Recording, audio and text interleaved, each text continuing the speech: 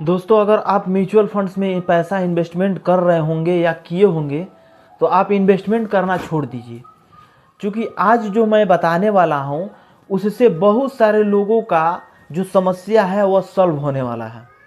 आजकल आप लोग देख रहे होंगे कि जितने सारे लोग इन्वेस्टमेंट करते हैं वह लोग नफ़ा में नहीं बल्कि घाटे में जाते हैं।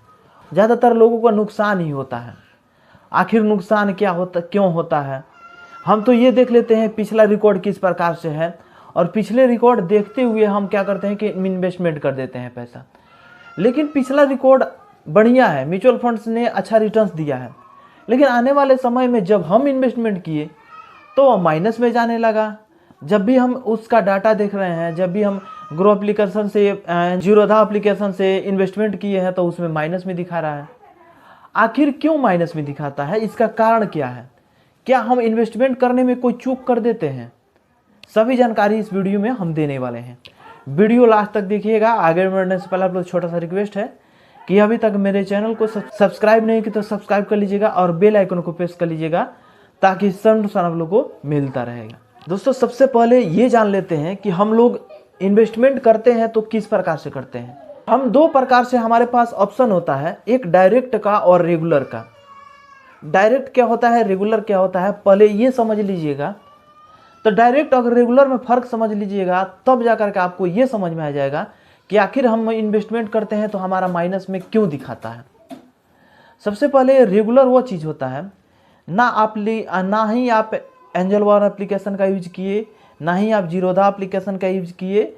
जितने सारे इन्वेस्टमेंट वाले एप्लीकेशन हैं, किसी भी एप्लीकेशन का आप यूज नहीं करिए, किसी भी एप्लीकेशन का आप यूज नहीं किए। और क्या किए कि आप म्यूचुअल फंड्स में इन्वेस्टमेंट करना है तो किसी बैंक में चले गए, किसी कंपनी के पास चले गए जिस कंपनी में इन्वेस्टमेंट करना चाहते हैं, उसके एम्प्लॉय से, उसके ब्रोकर से उससे बात कर लिए आप, और बात करके उसके ज़रिए आप इन्वेस्टमेंट किए, तो वो उस चीज़ को कहते हैं हम रेगुलर इन्वेस्टमेंट। अब रेगुलर इन्वेस्टमेंट में हमारा जो पैसा होता है, जैसे कि एग्जिट लोड जो कहा जाता है, एक्सपेंस रेशियो कहा जाता है, तो एग्जिट लोड में और एक्सपेंस रेशियो में दोनों में ज़्यादा ब्याज कट जाता है। 1% के जरिए 2% कट जाएगा, 2% के जरिए 3% कट जाएगा।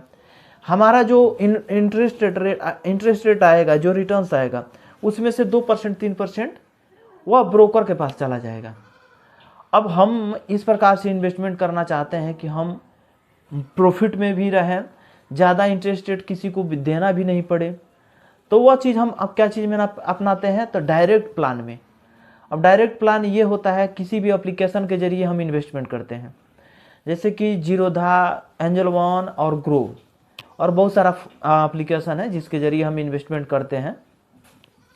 तो उसके ज़रिए जब हम पैसा इन्वेस्टमेंट करते हैं तो उसमें जो है अच्छा खासा रिटर्न देखने को मिलता है। अब प्लस में जो ये एक्सपेंस रेशियो और एग्जिट लोड जो ज़्यादा कटने वाला रहता है वह कम कटता है। लेकिन एक चीज़ और बता देते हैं, जो आप डायरेक्ट प्लान में इन्वेस्टमेंट करते हैं तो वह आपके सामने दिखते रहता है। आज के डेट में कितना हमको प्रॉफिट मिला है, कल के डेट में कितना प्रॉफिट मिलेगा, कल के डेट में कितना प्रॉफिट मिला है, ये सारे जानकारी हमको ग्राफ किस प्रकार से चला है, सारी जानकारी हम अपने मोबाइल में, अपने सिस्टम में, अपने लैपटॉप में देख सकते हैं। लेकिन वही होता है जो कहा जाता है कि रेगुलर में, तो रेगुलर में हम देखते हैं लेकिन उतना नहीं देख पाते हैं। लेकिन अगर हाँ देखते हैं कि मेरा मार्केट जो है डाउन चल रहा है, मेरा नुकसान जा रहा है, तो हम क्या करते हैं, अपना जो ब्रोकर होता है जिसके जरिए हम इन्वेस्टमेंट किए हैं उससे संपर्क करते हैं और उससे हम ये बताते हैं कि हमको नुकसान हो रहा है, क्या करें हम। तो वह आपको मोटिवेट करता है, और मोटिवेट के कारण आप कहते हैं नहीं, पैसा अब नहीं निकालेंगे, सबसे बढ़िया कुछ दिन और देख लेते हैं, बढ़ोतरी में जाता है कि नहीं जाता है, तो कुछ मोटिवेट मिलता है रेगुलर प्लान में। और जो ग्रो एप्लीकेशन से या किसी भी एप्लीकेशन से जो हम लोग इन्वेस्टमेंट करते हैं, तो जैसे ही 1 दिन 2 दिन या 1 महीना लगातार हमको नुकसान में जा रहा है, तो हम ये सोचते हैं कि बहुत ही बेकार कर दिया हमने, इस फंड में इन्वेस्टमेंट नहीं करना चाहिए था, उस फंड में इन्वेस्टमेंट करना चाहिए था। तो क्या करते हैं कि इसमें के फंड में से पैसा पूरा निकाल लेते हैं, तो कुछ नुकसान भी जाता है, और इसी का पैसा उसमें डाल देते हैं। फिर एक और डिमोटिवेट हम होते हैं, हम पैसा छोड़ देते हैं, म्यूचुअल फंड्स में डलवे नहीं करेंगे, किसी बैंक में जा करके एफडी करा लेते हैं, किसी बैंक में जा करके आरडी करा लेते हैं, ये लोग सोच लेते हैं। लेकिन इस प्रकार से नहीं करना चाहिए। हमारे देखने से सबसे बेस्ट है आप जो डायरेक्ट प्लान में इन्वेस्टमेंट करते हैं वही चीज़, क्योंकि उसमें ये होता है कि आप डीमोटिवेट हो या मोटिवेट हो, आप इससे मतलब मत रखिए। आप सिर्फ और सिर्फ भूल जाइए कि जो पैसा हम इन्वेस्टमेंट कर रहे हैं वो किसी को दान कर रहे हैं। ये अगर सोच करके अपने दिमाग में चलिएगा ना, वो पैसा है ही नहीं मेरा। जो 1000 या 500 हर मंथ में इन्वेस्टमेंट कर रहे हैं वो पैसा मेरा नहीं है, ये सोच करके आप चलिए। अपना पैसा उसको समझ करके चलिएगा तो 1 रुपया इन्वेस्टमेंट नहीं कर पाइएगा, और उस पैसा को डालते रहिए। लेकिन एक काम कीजिए ज़रूर, कभी भी इन्वेस्टमेंट करिए तो लॉन्ग टर्म्स के लिए करिए, लंबे समय के लिए करिए। ये नहीं कि 5 साल के लिए कर दिए, 2 साल के लिए कर दिए, 10 साल के लिए कर दिए, ऐसा हम नहीं करेंगे। क्योंकि अगर उतने कम समय के लिए करिएगा तो आपको नुकसान ही जाएगा, और जब नुकसान जाएगा तो आप कहिएगा म्यूचुअल फंड्स बहुत बेकार है। तो लंबे समय के लिए 20 साल, 25 साल, 30 साल के लिए इसे करिए। जो म्यूचुअल फंड्स में लोग पैसा इन्वेस्टमेंट करते हैं या अपना सेविंग करते हैं, बहुत सारे लोग एफडी, आरडी या एलआईसी में इन्वेस्टमेंट करते हैं। तो लोग क्या सोच करके करते हैं कि आने वाले हमारे जनरेशन में जब मेरे बच्चे के शादी होगा, हायर एजुकेशन उसको दिलाना होगा, हमारे पास उस टाइम में पैसा रहे या ना रहे, ये जो हमारा पैसा सेविंग करके जो रखे होंगे वही पैसा हम अपने बच्चों में लगा देंगे, अपने बच्चों को शादी कराने में, हायर एजुकेशन दिलाने में। उस पैसा को हम वहाँ पे इन्वेस्टमेंट कर देंगे।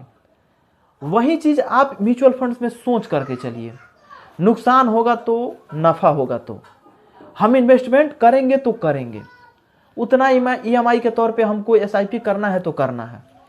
तो इस प्रकार से, इस तरह से सोच करके चलिएगा तो आपको कभी भी नुकसान जाने वाला नहीं है, और हमेशा प्रॉफिट में रहिएगा। और आपको बता दूं कि कभी भी म्यूचुअल फंड्स में जितना रिटर्न दे देता है उतना दूसरा फंड, आरडी, एफडी, एलआईसी नहीं दे पाएगा। ये फंड कितना का इंटरेस्ट रेट देता है? 7%, 8%, 9%, इससे ज़्यादा नहीं देता है। लेकिन वही म्यूचुअल फंड्स कम से कम आपको देगा तो 18%, 17%, 16%, 20%, 25%। अगर इंटरेस्ट रेट खोजिएगा तो उतना इंटरेस्ट रेट आपको म्यूचुअल फंड्स में ही मिलता है। और म्यूचुअल फंड्स एक ऐसा फंड है जिसमें कितना इंटरेस्ट रेट मिल जाएगा इसका कोई लिमिट नहीं होता है। हमेशा बढ़ोतरी में, अभी तक जितने सारे म्यूचुअल फंड्स हैं हमेशा बढ़ोतरी में ही रहा है, अगर लॉन्ग टर्म्स के लिए कोई इन्वेस्टमेंट किया है तो आप भी इन्वेस्टमेंट करिए। और किस प्रकार से इन्वेस्टमेंट करना है ये ट्रिक समझिए। कौन सा फंड सबसे ज़्यादा इंटरेस्ट रेट देगा, कौन सा फंड पिछले रिकॉर्ड में सबसे ज़्यादा है, किस फंड में लोग सबसे ज़्यादा इन्वेस्टमेंट किए हैं, ये टोटल फाइंड कर लीजिए और तब जा करके आप इन्वेस्टमेंट करिएगा तो कभी नुकसान में नहीं जाने वाला होगा। आपको इन्वेस्टिंग से रिलेटेड अगर कोई भी जानकारी चाहिए तो बहुत सारा वीडियो हमारे चैनल पे पड़ा हुआ है, वहाँ से देख करके आप नॉलेज प्राप्त कर सकते हैं। या कोई चीज़ अगर कमेंट बॉक्स में पूछते हैं तो हम ये पूरी कोशिश करते हैं कि आपको उस कमेंट का जवाब जरूर दे दें। तो चलिए मिलते हैं अगली वीडियो में। आज के लिए बस इतना ही। जय हिंद।